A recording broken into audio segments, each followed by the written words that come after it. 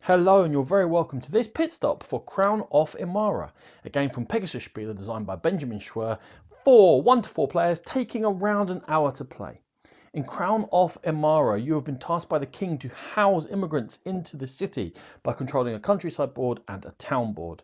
You can be scoring points in two different ways: citizen points as marked by your citizen and building points as marked by your house. At the end of the game, which comes after 6 rounds, you're going to score the lowest of those two scores, and whoever's got the highest of those is going to be the winner.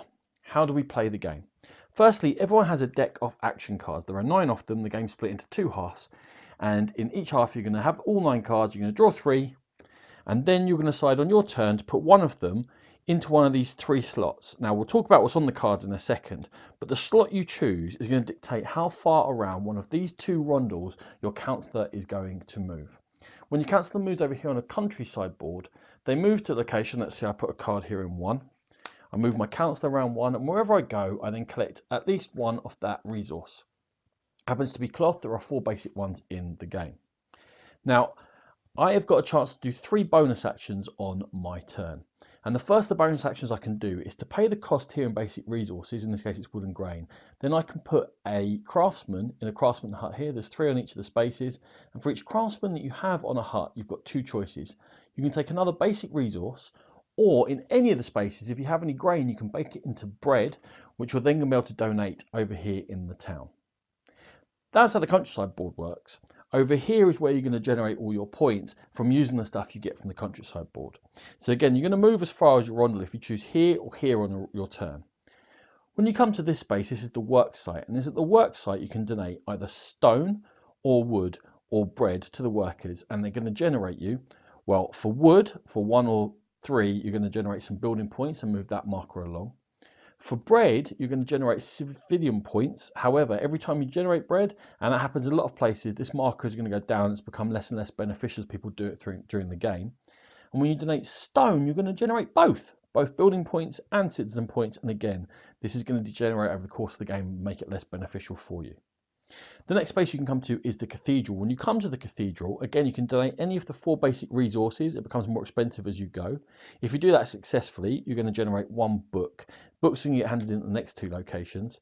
And also, you're going to get to take a favour token. You're going to get to look at 3 of these, and they all have one of the spaces in the town saying, if you go there the next time, for example, next time I go to the market, which is the next one along, I'll score 5 building points if I have that favour tile. So the market. When you come to the market, you can sell any 1 basic resource for 1 coin. Why do we want coins? We'll find out in a second.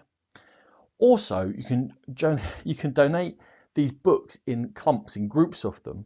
And the more you donate, the more citizen points you're going to generate per book. Up to 5 books is going to generate 21 citizen points. Next, last place you can go to is the palace. When you come to the palace, you can get signet rings by donating exactly the same way as you did to the cathedral for these books. It will become more expensive as you go through the game. And why do we want signet rings? Well, that brings us to the second of the 3 bonus actions we can take on our turn. Up here is the nobility track, and you have to donate signet rings and or coins in order to move up. You become a baron first and score some citizen points, become a counter prince, a marquess and a duke.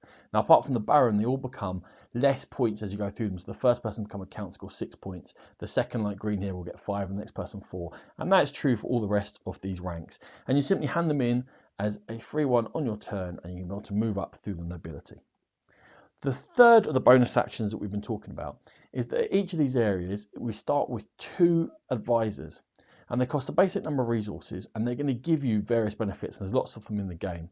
For example, when green hired this goldsmith, it immediately scored 5 citizen points and also gained a signet ring to help them get up through the nobility. Whereas the steward over here always makes the donation 1 cheaper on these areas, but also lets you hire these advisors for one cheaper, and that's a permanent power throughout the whole game. Now, I skipped over what these action cards do, and they're quite simple. When you play them, you're going to get one of the basic resources for 4 of them. You're going to get a 1 space move for one of your 2 councillors, so you can activate a second board or the same board twice. You're going to get to sell one of these basic goods for a coin. You're going to get a signet ring, and again, both of those for the nobility. You're going to be able to hire a craftsman or donate for 1 cheaper, or you're going to get to activate one of the 4 areas within the town without actually having to be there. However you generate the 2 systems of points, whoever scores the most in their lowest is going to be the winner of Crown of Emara. This has been a Game Pit Stop. For more videos like this, check out our YouTube channel. For more in-depth coverage of games, please check out the Game Pit podcast. Thank you.